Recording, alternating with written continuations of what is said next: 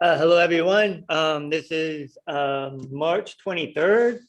We are on session 2 of the Exploring the Bible Dickinson series, up in volume 2, introducing the Old Testament. I think I've gotten it down to where I can do each session in 2 parts. So I'm getting the outline finalized. But at the end of this session, we'll have the reading for next week. But what I would like to do is read a psalm as our opening prayer. And given that we're exploring the difference between covenant and contract, I thought we could read from Psalm 25. And I am reading from the New Revised Standard Version. But you're more than welcome to follow along, but you can also just listen as well. So, Psalm 25.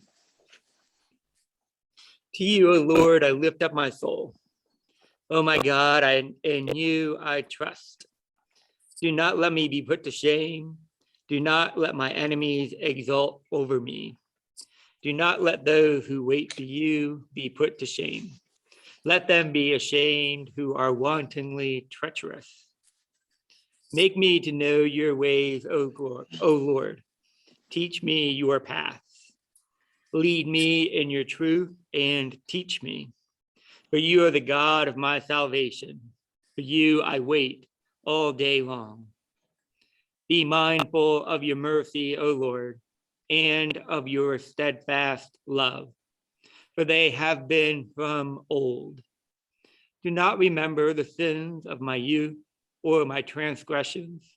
According to your steadfast love, remember me.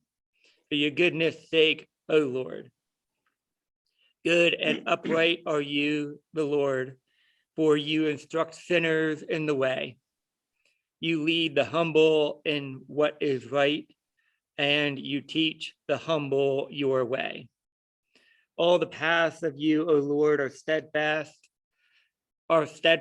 love and faithfulness for those who keep your covenant and your decrees. For your name's sake, O Lord, pardon my guilt, for it is great. Who are they that fear the Lord? You will teach them the way that they should choose. They will abide in prosperity, and their children shall possess the land. The friendship of the Lord is for those who fear the Lord and make the covenant known to them. My eyes are ever towards the Lord, for the Lord will pluck my feet out of the net. Turn to me and be gracious to me, for I am lonely and afflicted.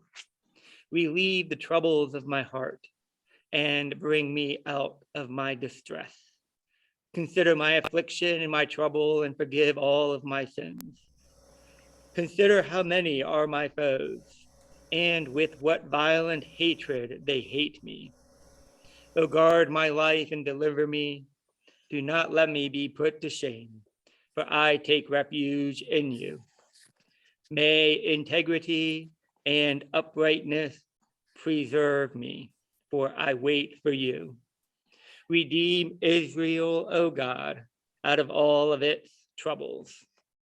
Amen. I thought that was an appropriate psalm as we will be talking about covenant and contract, beseeching God for the promises of what a covenant is in the original relationship between Israel and God. Hi, Jenny Waring. Hello, and which psalm was that, since I came in just a tad late? Psalm 25. Okay, you're welcome. And Bob is joining us here as well. Let me get the share screen up real quick. Sorry.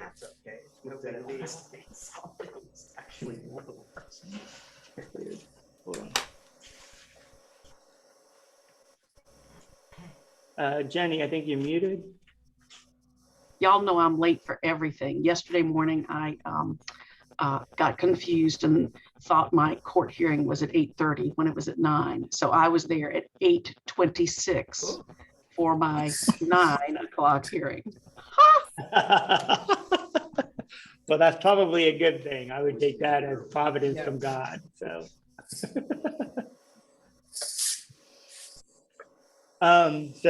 we are on session 2, part 1. And just a reminder of the covenant for our Bible study, that we just respect and listen to one another's points of views, ideas, feelings, experiences. We just try to communicate respectfully, constructively, and we look for feedback to understand and to grow with one another in this series. I have to say, I was a little troubled, maybe uncomfortable with the title of this section, but it is called Who's Your Daddy? And the objectives for this chapter on pages 23 to 48 of the student guide are to examine 2 Old Testament stories that many find difficult, and to seek to employ using skills to deal with those difficult passages found on Appendix 6, page 202. Today, the 23rd, we will be looking at the binding of Isaac, found in Genesis chapter 22, and kind of looking at the overview of the student guide, pages 23 to 38. Next week, we'll be looking at the sibling relationship between Jacob and Esau with the wrestling match as well. And that will be the second half of the student guide. We will also be this evening exploring specifically the differences between a covenant and a contract. Excuse me.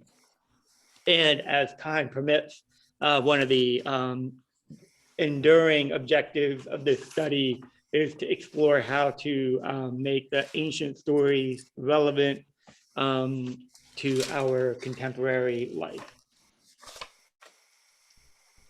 So just kind of, I gotta move the screen. Hold on one second. There we go. So on pages 27 to 30 in your student book is kind of an overview of covenant, and I have condensed it a little bit based on the specific definition as given on page 20.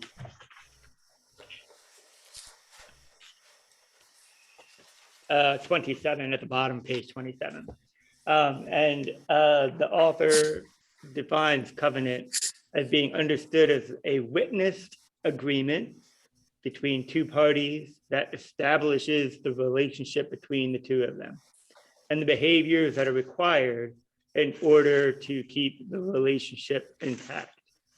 And they go on to define that all of the relationships, whether the relationships are personal, political, or religious, are always rooted first and foremost in the notion of family and the privileges and obligations that family relationships entail.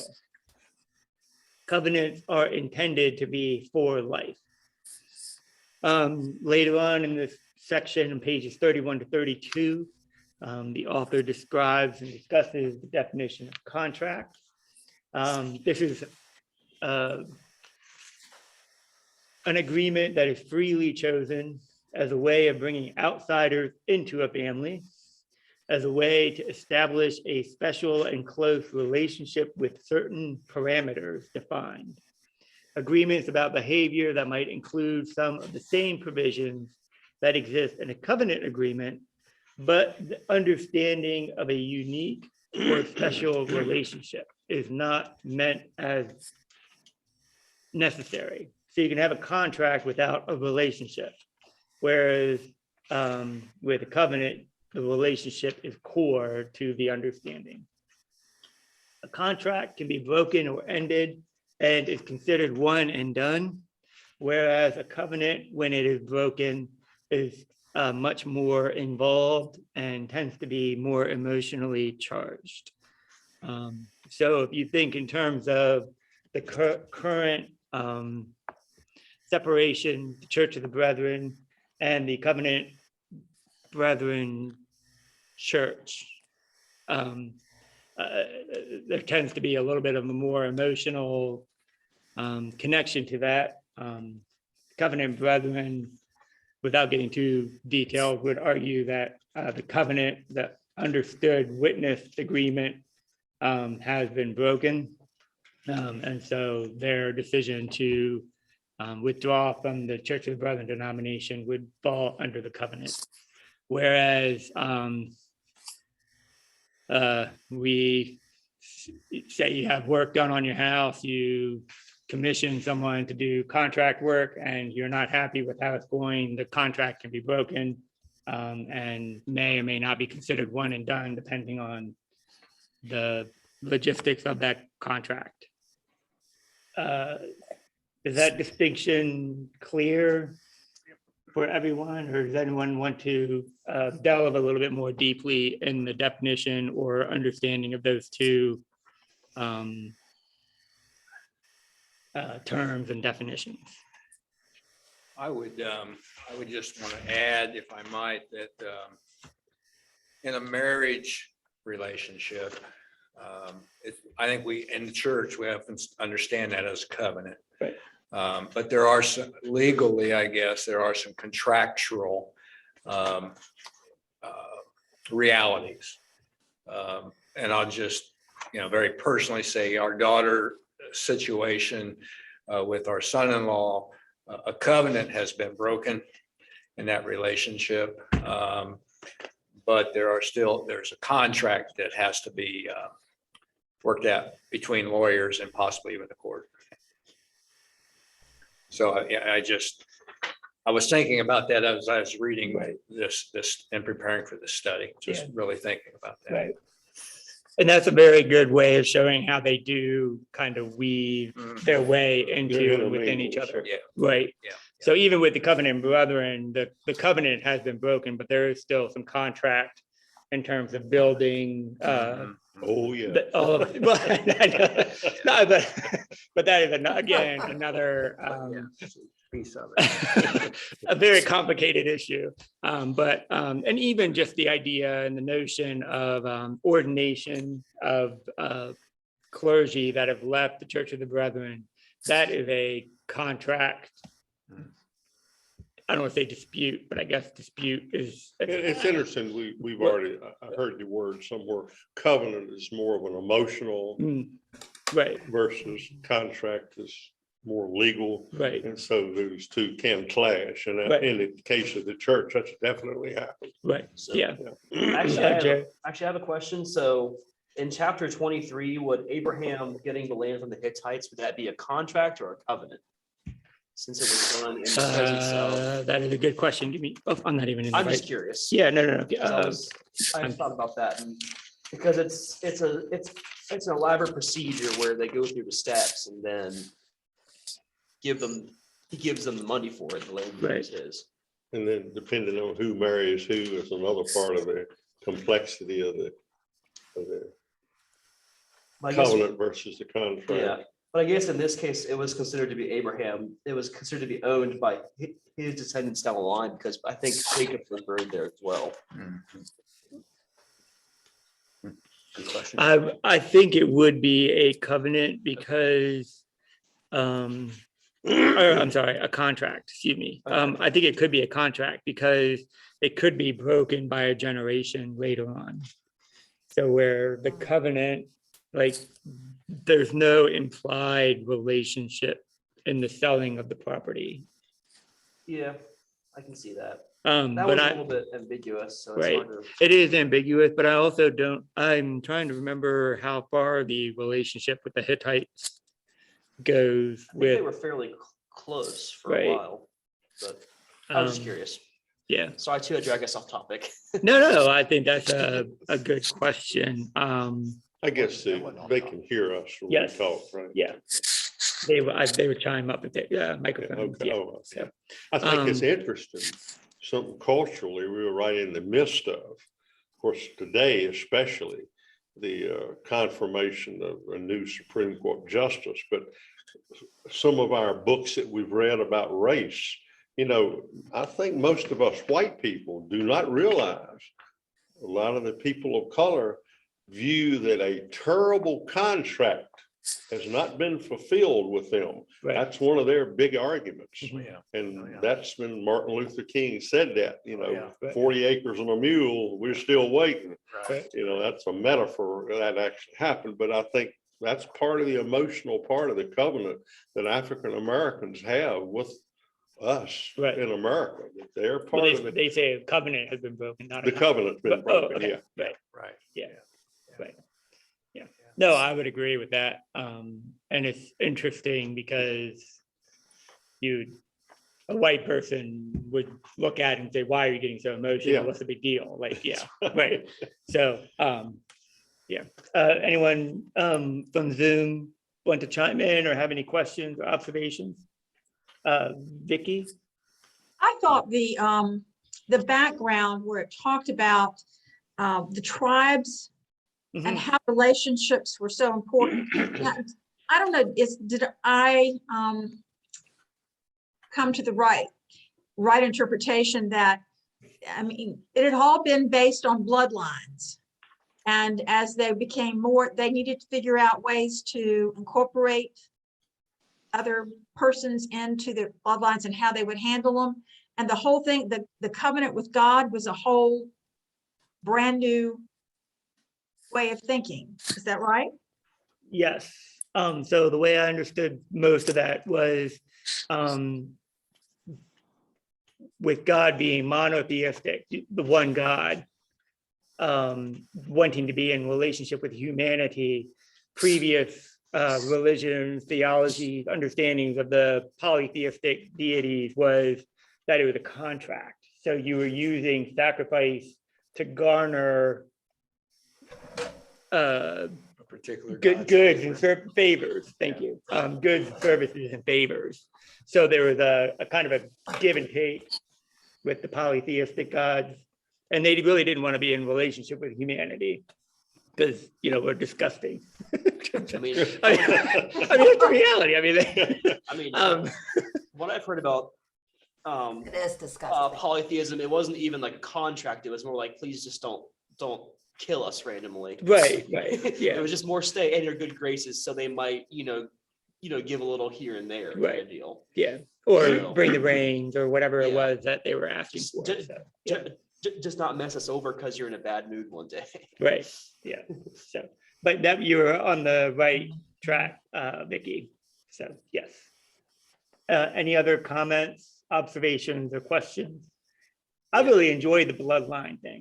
That was not a clear perspective I had been familiar with. So I appreciated that as well. So yeah.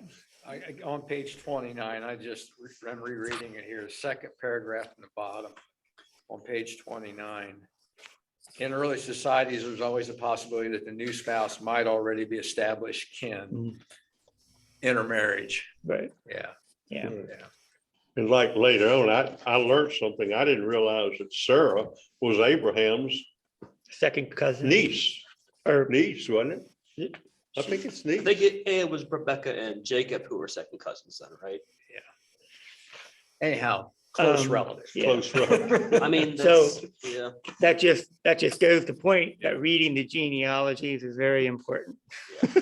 And I mean, in some parts of the world, first cousin marriages are still very prevalent. Oh, Right. yeah. Especially in the Middle East, sometimes they'll have to have DNA testing done to make sure there's no Mhm. genetic Right. potential for issues between first cousins. Yeah.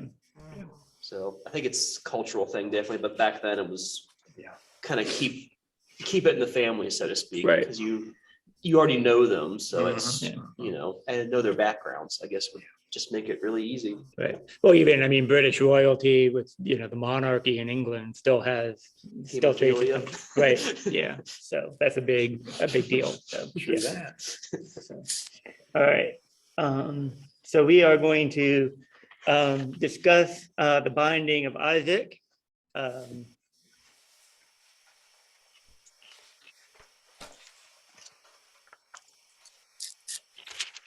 Sorry.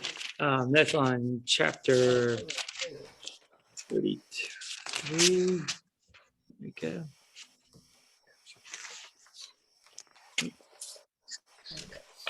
I'm going too far. I'm Are you sorry. looking for Yeah, the you're- chapter? It's 22. 20, thank you. I knew it was the same number. I just went too far. The one thing I don't like about this series is they don't always have the chapters readily accessible. So, It wasn't, so just some general ideas about this particular story, as well as all of the stories in this part of the Bible. It's known as the Patriarchal Narrative. So it's spans a very wide range of history. And I think Jenny Waring had asked before about how history was written down and understood, also acknowledging the narrative element of that. So on the opening page of student book on page 24 is the second timeline. And it kind of fast forwards quite a bit. Talks about the invention of the first dam in Egypt, glass, papyrus, a 365-day calendar, so on and so forth. We have the construction of Stonehenge in 2700. The Sphinx is built in 2613. Then we start seeing the domestication of camels and other animals. We have the invention of mathematics at 2400. So that just kind of see how fast humanity is kind of moving through sciences and Did you say fast? how fast it's moving. Yes. You're talking, 500 years. Is that fast? that's insanely fast, yeah. Compare if you look at the first timeline on page 2.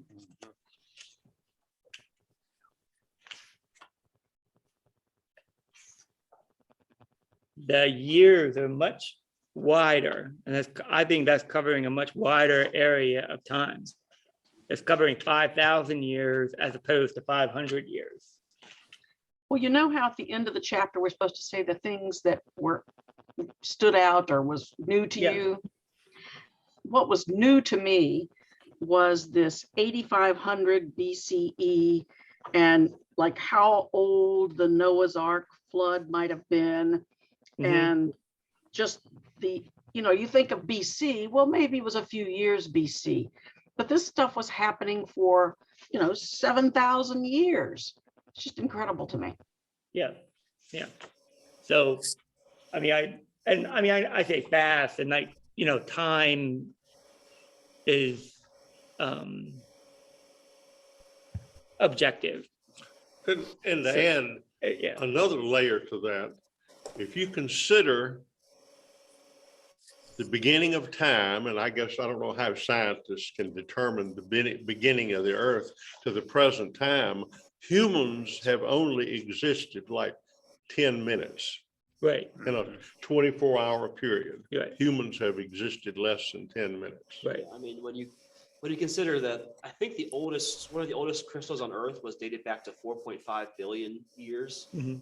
And you could maybe make a case for human civilization 15, 20,000 years ago. Right.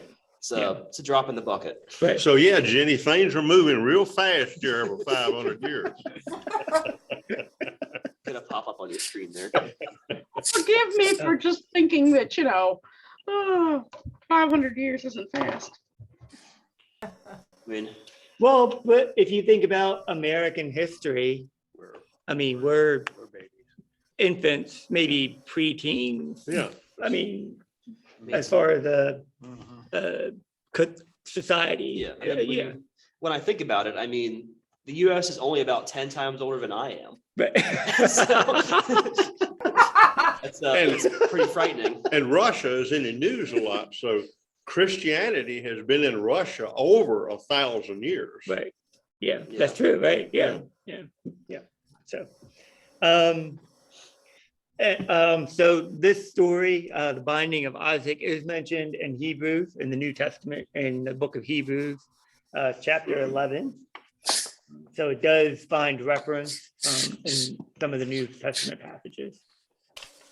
It is found in the Islamic sacred text in the Quran, but it does have some differences.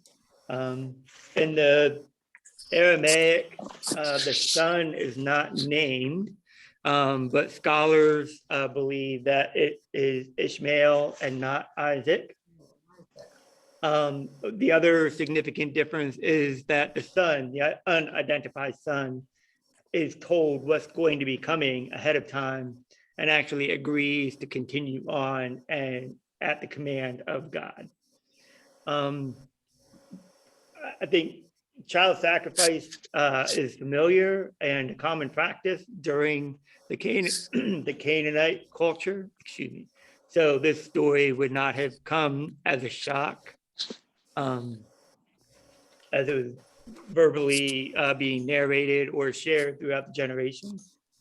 The location of the mountain that Abraham takes Isaac up, named Mount Moriah, is often disputed, but many scholars suggest that it would be the same temple or mountain where the Temple Mount in Jerusalem is located. So those are just some quick general agreed upon facts of this particular story and the time that it appears. So let's discuss the story itself. So what intrigues you about this story? What do you like? What do you not like? What causes you discomfort? And then kind of piggyback on that, should it continue to be shared and told, and why or why not? So I think it's really a testament to Abraham's faith that his own son, who, you know, he's obviously wanted a son forever, and then he miraculously has one at advanced old age, and God says, well, kill him for me. Right. And Abraham goes, okay. Okay. And is more than willing to actually carry it out. That says a lot of how much faith Abraham has in God. Right. Yeah. Any other thoughts or comments? Well, I don't see how you can remove this story because Abraham is the basis for Judaism, Christianity, and Islam. Right, Okay. Right. So he's got to stay in here. Okay. Well, can he stay in here without the story? I think that says a lot about Abraham that the other parts of the Bible don't mention. Okay. Yeah. Yeah. It's actually putting Abraham's faith in, it's showing Abraham's faith, you know, because other than this, you may have a story where he travels west, you know, based on God's word, but that's not really like a huge display of faith. Whereas this, I mean, this is huge. Right. Yeah.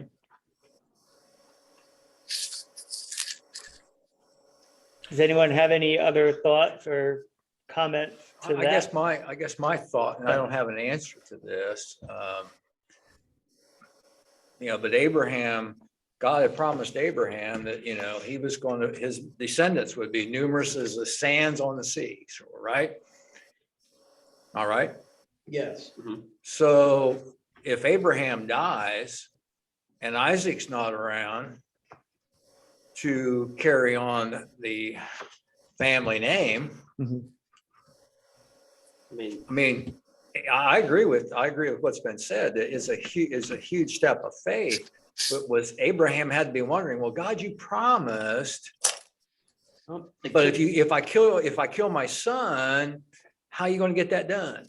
Right. Well, he does have another son, Ishmael, so maybe he was thinking on that, but maybe but he had a favorite son. I know, but maybe Abraham thought that God would give him another son down the line. It already happened once miraculously, wasn't expecting it. Well, okay. So maybe he was just putting his faith in God that God would give him, you know, more children. Yeah, it's possible.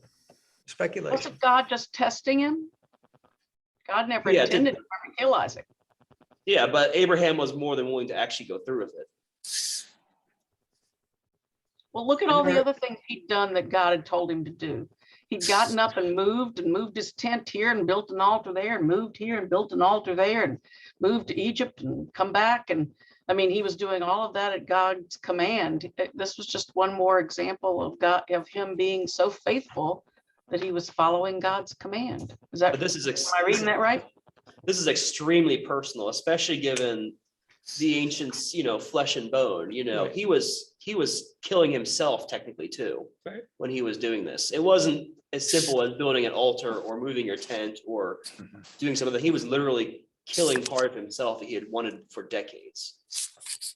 Well, but he also was following common custom. Oh, yeah. I mean, what he was doing or allegedly gonna do was not that uncommon with Right. his peers. Right. So I think it does stand out that Isaac was his only son. Because I generally think in those times you didn't sacrifice your firstborn son. I don't believe you didn't sacrifice your only child. I'll put it that way. If you were known for the not having many Canaanite, I don't children. know. I mean, that would be a good question. Would the Canaanites?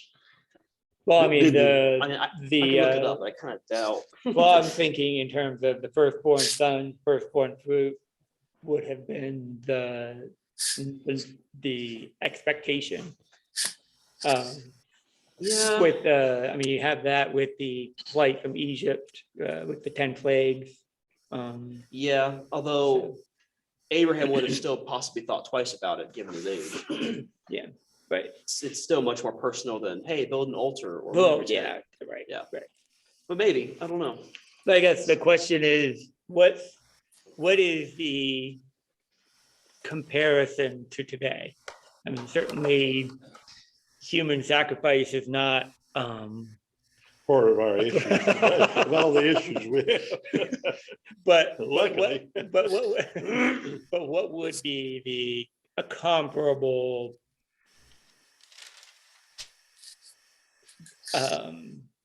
parallel? I hear people say, our military sacrifices. So is that a comparable parallel? Sending people to war for whatever reason. I mean, certainly we're in that Fighting discussion. for our freedom. Right, It's a little different, I feel, right. Yeah. because But you're, do people feel that it's different? I mean, if you ask a parent of a child who's been killed in war, would honor their child's sacrifice or their father or their mother's sacrifice as something to be it's a What little- about- What about what's that? sacrifice like a going into the priesthood or becoming a nun where you dedicate your entire life to a religious order? Okay, Like Mother Teresa. Yeah, I think that's a little closer, that is a little closer, I think, yeah. since I think sending off to war, there's still the person who's being sent off to war still agrees to it. So Right. Would Father Damien in Hawaii, who willingly went to a leper colony and later died of leprosy, is that that's a similar? Okay, yeah. and child sacrifice was firstborns, by the way. I did look it up. It was kind It of would have been considered the first. norm. So Right. yeah, you're Okay. right. So are there any other issues that you have with the story? I guess I've always, as I do everything in the Bible, how much legitimacy do we give to something that wasn't mythological? Is this a myth? Is this a metaphor? Right, And I wouldn't say that in all groups, but I feel free to say that here. Sure. And if it is, does that change how we view it versus if you had a very literal interpretation of it? I feel like you're reading out of 202 or something like that. I think our author says in the very beginning that, the Bible is not all about historical facts. Right. It's just And not. they used a wonderful illustration, I remember from reading earlier, of because even metaphors can be very, and they use the illustration of To Kill a Mockingbird. Oh, absolutely. Everybody knows that's Oh, a yeah, fiction, but what a powerful message. it absolutely. sends. Yeah. For this story, it makes no real difference if it's real or not, because it still plays a part in explaining Sure. Abraham's faith and trust in God, to be willing to go through this without a second thought Mhm. from what it says. Okay. It's also just impossible too. I know if it's, if it happened or not because of the oral history. Right. Didn't really pick up writing until Much ages later. later. It's obviously too small scale to have been noticed in the larger world at the time. Yeah. So So in verses 7 and 8 of 22, Isaac said to his father Abraham, "Father," and Abraham replied, "Here I am, my son." And Isaac said, "The fire and the wood are here, but where is the lamb for a burnt offering?" And Abraham replies, "God himself will provide the lamb for a burnt offering, my son." So the two of them continued on up the mount together. So if Abraham being dishonest, do you believe that God, does he believe, that God is going to provide an alternative or a way out? seems like Abraham was using a metaphor for Isaac himself when he mentioned that, possibly. What do you mean? Given God himself had provided Isaac in the first place, Mhm. he was kind of considered, he was considering that he was giving God his lamb, basically. Okay. Yeah, he wasn't being dishonest. Kind of like how in Job, it's like the Lord gives you everything and could take it away, Mhm. kind of mentality, Right. possibly. So is he being dishonest though? No, Oh, okay. because he sees his son as a lamb. As a of God. lamb. Yeah. Okay, gotcha. Right. Yeah, that's what I meant, sorry. Oh, that's okay. I'm just, You got it. so, yeah. And well, I'm thinking now, something that happened prior to this about earlier, we was talking about Abraham and the covenant versus the contracts. Mhm. The imagery of him splitting that calf in half, laying it out on the ground, Mhm. and then had that vision of that light passing between that cattle or whatever it was. Right. As a very young man, I'll always remember our pastor at Brick Church, Reverend Driver. He had a sermon on that. Hmm. And boy, did he have my attention. Really? And I'll never forget it. And he was very graphic about what was going on there, about this sacrifice, this covenant thing, this blood sacrifice of Abraham dealing with that. Right. And it wasn't just a cow he split several animals, laid them in half, and then a mysterious light comes passing through the halves of the animals. Wow. Abraham was a tough old guy, that's for sure. He was Right. able to split all those animals in half and find his son after walking up a mountain. But anyway, that's all for what we're talking Right, about, no, but but I I can't think help it's- but yeah. think of that, this is still, it's still an imagery of an ancient time, and, and the whole idea of sacrificing a person, Mhm. especially your child, is just such a horrific thing, but it was not unusual in Abram's day. Right. Yeah. Any other comments from anyone on Zoom or observations? As I was turning the pages and went by what we had discussed last time about Hagar and Ishmael, Abraham sent them off, basically not knowing whether they would die or not. That also, to me, that always bothered me after reading it, was the fact, to me, it seemed like he was very not lackadaisical, but just that was truly his firstborn child. Right. And they just sent him off. And as the water ran out, Hagar put him under a bush and walked off, I think is the way they did it.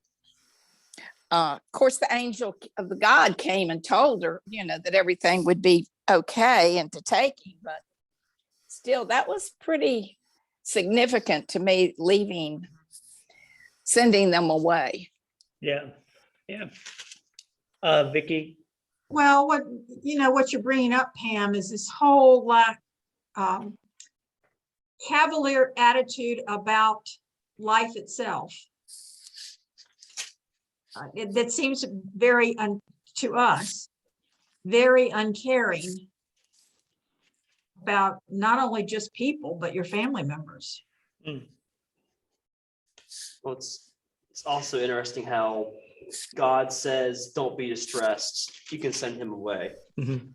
I'll take care of him. It's kind of is like kind of what I'm saying, because I will make the son of the servant into a nation also because he is your offspring. Right. So that was probably why he allowed it to happen, was because God said it'll be all right. I've got this. Right. So. It is very interesting. Definitely, Abraham wasn't a perfect person, Right. regardless. And you kind of see glimmers of that throughout these stories. Right. I was talking to somebody recently.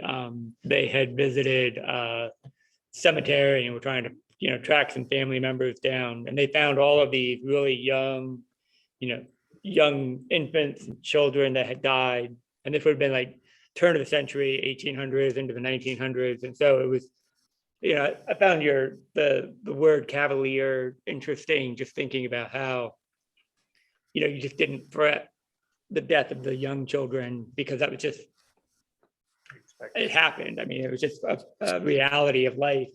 And so I wonder if that's kind of the same approach Abraham is having. Is this just a part of life, and you go on, you do what you got to do, and you go on. So I don't know if that's a good corollary or not, but I think so. yeah. I mean, I think so too, because the sanctity of life was so different back in those days. Yeah. Right. I mean, Death was a part of life much more than we have to deal with. yeah. people didn't live long. They had a whole bunch of children, and most of them died before they were, past infancy. Right. So I'm trying to watch the time also.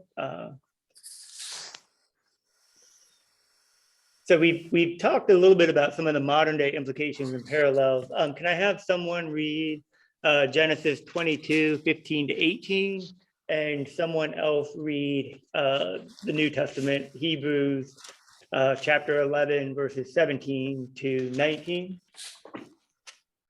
Someone online want to read one of those two? We can read chapter 22:15-18. Okay, Vicky or Wayne? Yeah, I think I can do it. And I'm reading from the Living Bible. Okay. All right.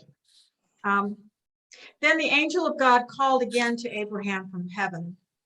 I, the Lord, sworn by myself that because you have obeyed me and have not withheld even your beloved son from me, I will bless you with incredible blessings and multiply your descendants into countless thousands and millions, like the stars above you in the sky and like the sand along the seashore. These descendants of yours will conquer their enemies and be a blessing to all the nations of the earth, all because you have obeyed me.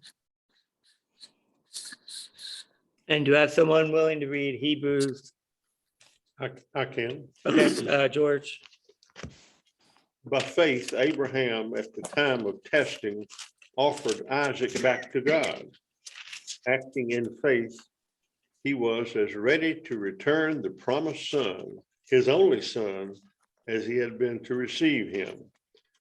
And this after he had already been told, your descendants shall come from Isaac. Abraham figured that if God wanted to, he could raise the dead.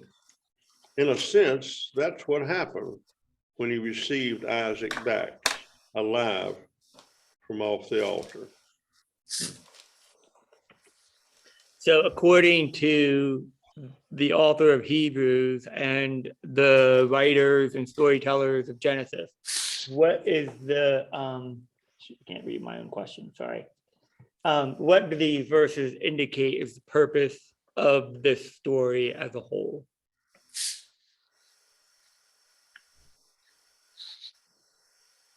Testing, What's that? testing. Oh, testing, okay. Faith matters. Faith matters.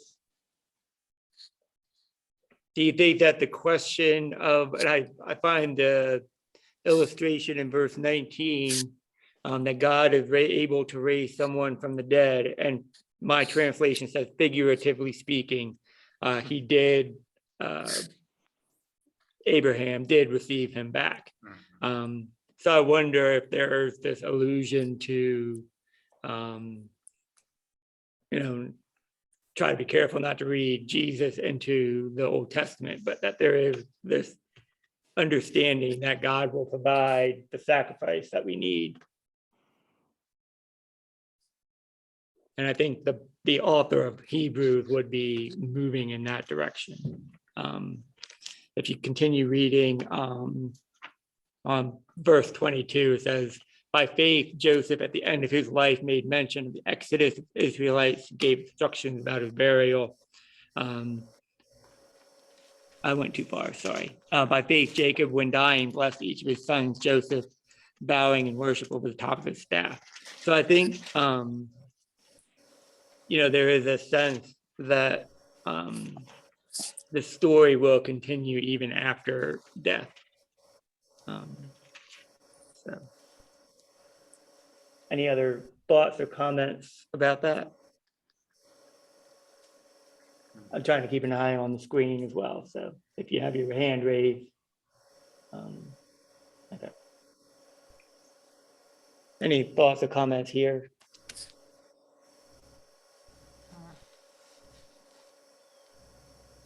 Not seeing anyone. Okay. Well, we can read, I mean,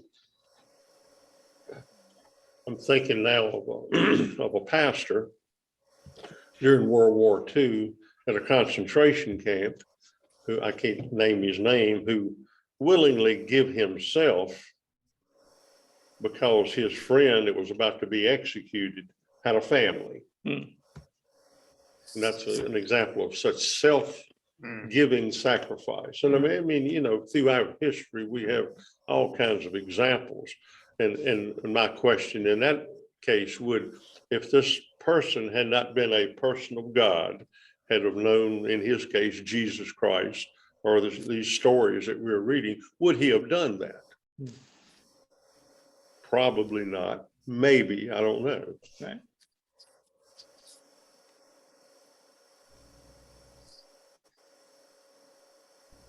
Well, I think we're seeing evidence of that faith being lived out in the invasion right now. Sure. I don't remember exactly the context, but somebody shared a text message or some kind of communication they'd received from a pastor who said, my sermon is written for Sunday, but I don't know if I'll be alive to preach it. Right. Did you see that? Yeah. But that sense of faith and that sense of wholeheartedly giving yourself over to the possibility of death and trusting that the good news will continue even without you.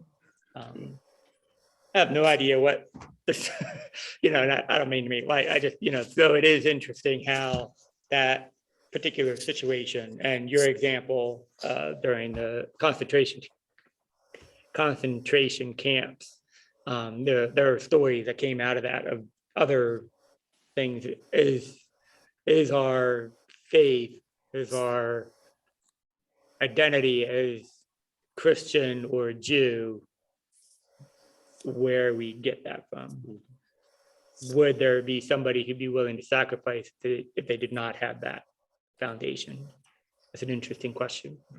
And there's also, I don't know the one with stories, but there's another one, a World War II, a pacifist during World War II. He was a Jehovah's Witness. Mhm. And he was, of course, he was forced to go in the military. He refused, he never did carry an arm. He never did carry a gun, but the military, out of vengeance, well, and maybe I'm stretching a little bit. Anyway, he was put on the front lines, but he ended up as a Congressional Medal Honor of winner because he saved so many people that would have been killed. Was there the movie There's just a movie. Yeah. about There's a that. movie That's- about that. I think he That's was- Hacksaw they had- Ridge. That guy is And from he was from Lynchburg. Virginia. Seventh Day Adventist. Seventh Day Adventist, Yeah. yeah. It's And he from was from Bedford, Virginia. yeah, Bedford, Lynchburg area. Desmond something. Yeah, that's it. that's it. Yeah, thank you, Wendy. And Hacksaw Ridge is the movie. Oh, You're right, okay. yeah. Okay. There you go. I saw that. It was amazing. Mhm. I've heard it was really good. I haven't had a chance to watch it, but it's definitely one of those that you want to watch. I think we've done a good job of modern day implications and modern day parallels with both of these stories.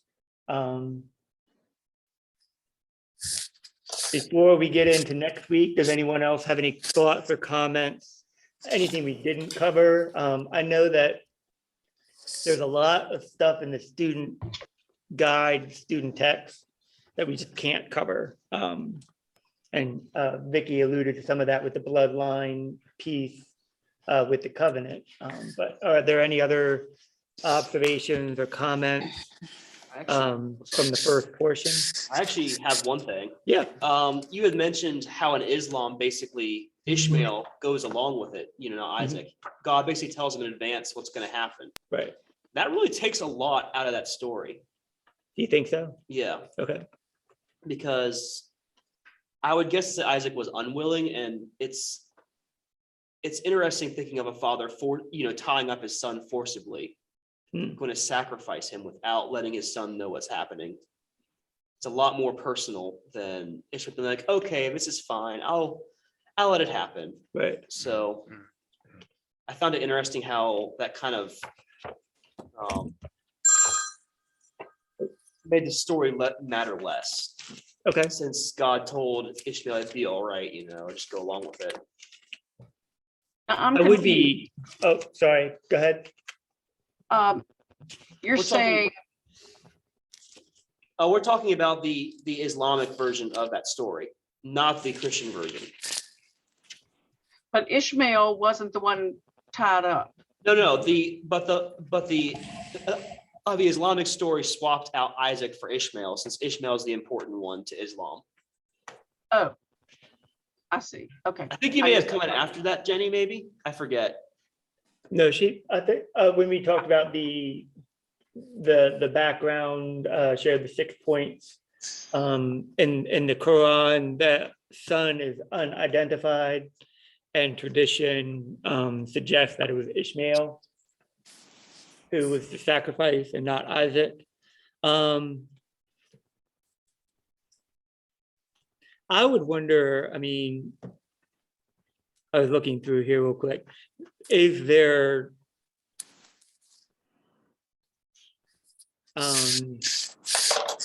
I know a lot of artistic depictions of this story show kind of a wrestling match, as you're suggesting, Yeah. between Abraham and Isaac. They have an image here though. I thought they did, but I The couldn't image find on it. page 42, yeah, Okay. What page was it? 42. Oh, on page Rembrandt's. 42, there is Oh, an yes, image. They're European, but I digress. Right, well. Rembrandt. Rembrandt. That is true. So Oh, my. I don't know if I guess I never thought of a actual resistance to Isaac being bound per se. Well, And- I mean, if yeah, you I- tie someone up who's not Right. expecting it, they're probably gonna fight back, Right. or at least be scared or confused about it. I don't see on that image on 42, I don't see any fighting in that image. Well, he's already. Well, yeah. the angel is fighting with Abraham. That's Yeah. the. Abraham already Not won. Isaac. Well, but But He's done Abraham dropped already, the knife there. Well, but Abraham's already won that struggle in that picture. He's already up on the altar. I'm guessing, and this is, I mean, we're all speculating, Yeah, obviously. it's- but Isaac was probably well aware of the tradition of child sacrifice. Yeah. You know, and trusting is, you know, if this is what it means, this is what it means. I mean, that's easy for me to say sitting here all these years later, but Again, we're just so uneducated about how that was a part of life. Right. Child sacrifice was much more common. It depends how old Isaac was. Sorry, Bob, I cut you off. That's new to me. And at what age were most of these child sacrifices? And how old was Isaac at the time? I think most people would say that Isaac probably would have been like the equivalent of a teenager. according to Oh. Brandy is. I wouldn't. Not fully grown yet, but I don't think any younger than that. I don't know. I mean, it does say, God does say, do not harm the boy. So it's very, he would have been not considered of adult age for sure. That's true. Yeah. You have to go into deep specifics about that. Yeah. And when it comes right down to it, everything we're discussing is speculation. Yeah, Right, yeah, right, exactly. yeah. But I think it's interesting. I mean, it definitely causes us I to look a little deeper into the stories that I don't want to say we've taken them for granted, but we don't tend to look Yeah. at them with a different A lens. wider lens, you're right. I think we do Yeah. tend to gloss over these Old Testament stories because they're just so different Right. than what because no one in this day and age would consider sacrificing their only child. True, true. And Isaac may have witnessed human sacrifices himself. Man. Right, We Possibly. don't, yeah. Yeah. I mean, if it was part of the culture. Right. He most certainly witnessed animal sacrifices right. because he asked a question. Well, and I mean, he was carrying the wood, so Yeah. he would, yeah. I I think think there's some normally youth was- coming today too, George. So, there's some youth, maybe that's what, but, I mean, yeah, I'm sorry. Go ahead. normally they would have been probably infants because it requires a lot less input. Because if you raise a child for a long time, they take food and energy and time. Right. So Sure. I would have thought that normally it would have been more on the very young side, but Yeah. I could very well be wrong because I am not an expert in child sacrifice. Um, I'm glad. We're so glad. Jenny, what's- what, Bob? Keeping an eye on you. I was just gonna say, I think we need to be cognizant of the fact that a lot of the discussion is occurring here and the people on Zoom, I don't know if they wanted to say anything, but they haven't had an opportunity much. It's Any my fault, I comments on apologize. the Zoom? I don't know if this is interesting or applicable, but I was just Googling to find out more about child sacrifices. As we already know, it was the norm of the time. But Rabbi Cook, who is the first chief rabbi of Israel, have no idea what those credentials are, stressed that the climax of the story commanding Abraham not to sacrifice Isaac is the whole point, to put an end to the ritual of child sacrifice. Oh, Oh, there you go. So interesting. there's a different interpretation. So. What I missed it. The main Okay. point So I do need to stop watch our killing time. kids. Oh, yeah. Next week, we are going to continue with the rest of chapter 2. Nancy, we will make sure we get you the book. I'll make sure Vicky has the copy this evening. We're going to, I do not expect you to read all of it. If you do, that's okay. But I would like you to just kind of skim over Genesis chapter 32 and 33. Focus specifically on verses 22 to 33 in chapter 32. And then you're also going to finish the rest of chapter 2 in the student book with pages 39 through 48. And that's the remaining 10 pages for that. Will you email that? I will make sure we email that, yes. So, so I want to thank everybody for their contribution. Don't forget, Friday night is ice hockey night with the Rail Yard Dogs. So if you've not purchased tickets and you want to do so, make sure you do that. I think the game is at 7. And then also a reminder that mask will be our optional. I'm so used to saying mandatory, optional, beginning this Sunday. And the choir is singing. So we're excited that we'll be able to resume that part of the worship service. And I believe they're meeting this evening at 7:30. So prayers for them for that. Are there any other quick comments before we end our time with a brief closing prayer? I do not see anybody moving. So let us pray. Almighty and gracious God, we celebrate you on this day. We are blessed to receive your rains as it falls on all of your creation, the just and the unjust alike. Be with those who are seeking shelter from this weather, that they may find comfort and peace.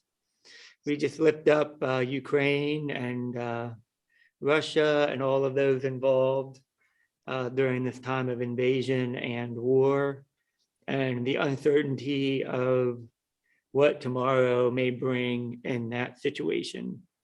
And we continue to lift up our sister churches in Ukraine as they are isolated from the rest of their community.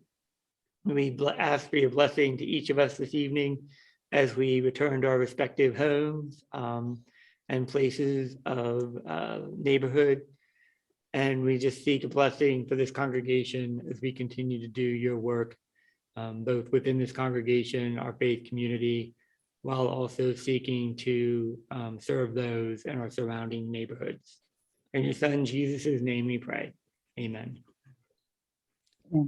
Thank you, everyone. Have a good evening and be safe if you're driving. And we'll see you all Friday or Sunday morning. You still going tomorrow evening to Lynchburg? Oh, yep.